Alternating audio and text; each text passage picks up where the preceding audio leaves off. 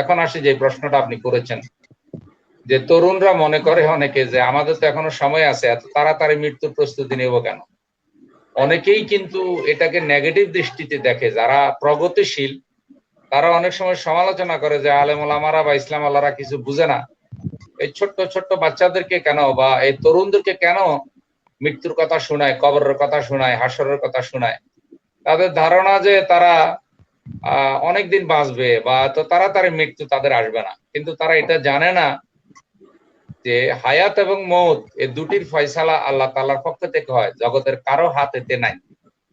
এবং মানুষ সিরিয়ালি জন্মগ্রহণ করে, কেউ আগে আসে কেউ পরে আসে পৃথিবীতে, কিন্তু মৃত্যুর কোনো ধারাবাহিকতা নাই। অনেক সময় দাদার আগে নাতি মারা যায়, বাবার আগে ছেলে মারা যায়, বড় ভাইয়ের আগে ছোট ভাই মারা যায়, স্বামীর আগে স্ত্রী মারা যায়।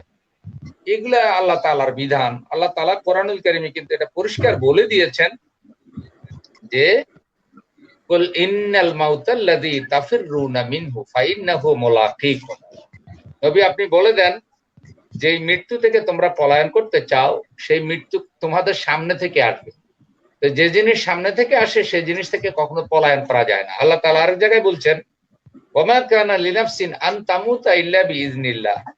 আল্লাহর অনুমতি ছাড়া কাউকে মৃত্যু স্পর্শ করে না। নির্ধারিত সময় আছে, আল্লাহ বলছেন কিতাবাম মুআজ্জালা, মৃত্যুর সময়টা লেখা আছে। তো মঈনুল ইসলামের জন্য আল্লাহ তাআলা যতটুকুন সময় লিখে দিয়েছেন রোজে আজলে পৃথিবীতে আসার আগে, অতটুকুন সময় সে দুনিয়াতে ছিল। এটাই মাসালা। এই জন্য অকালে কেউ মরে না, মানুষ কালেই মরে।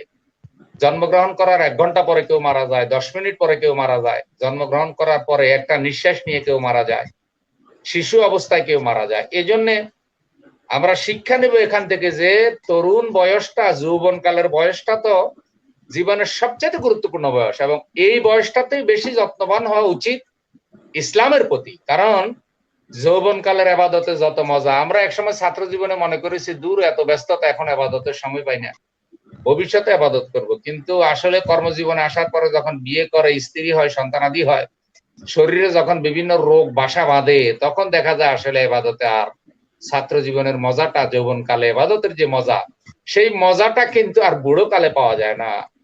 এই জন্য আমি মনে করি তরুণরাই তাকওয়া ফরজগারি বেশি চর্চা করা উচিত, এবং তরুণ বয়সে মৃত্যুর জন্য বেশি প্রস্তুতি নেওয়া উচিত। আল্লাহ রসুল সাল্লাল্লাহু আলাইহি সাল্লাম যে বলেছেন, যারা যুবক ওই যৌবনকাল আল্লাহ এবং আল্লাহ রসুলের পদ্ধতিতে কাটিয়েছে, ওই তরুণ এবং যুবকদেরকে কিয়ামতের দিন আল্লাহ আরশের নিচে ছায়া দিবেন।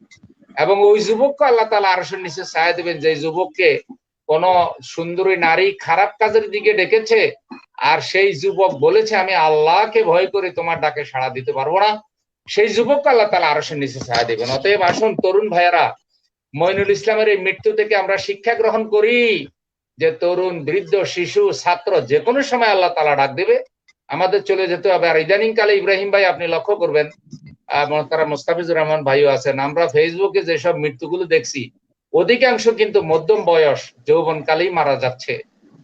বৃদ্ধরাও মারা যায়, কিন্তু আমরা দেখতেছি যে ইদানিং কালে কেন জানি যুবকদের মধ্যে মৃত্যুর হার এবং 50-এর কোটা বা 60-এর কোটা পার হতে পারছে না, মানুষ মারা যাচ্ছে। আমার ভাই, আমার 3 নম্বর ভাইটা এখনো 60 বছর বয়স হয়নি, একেবারে সুঠাম দেহের অধিকারী, একেবারে যোগ্যতার সাথে দায়িত্ব পালন করতেছে। বাংলাদেশের একটা নাম করা বড় কোম্পানি চিটাগঙ্গে, বিশাল একটা কোম্পানি চিটাগং ব্রাঞ্চে তিনি ম্যানেজার, এবং বাংলাদেশে এত বড় অঙ্কের একটা বেতন তিনি পান, যেটা খুবই অকল্পনীয় স্বপ্ন অনেকের জন্য।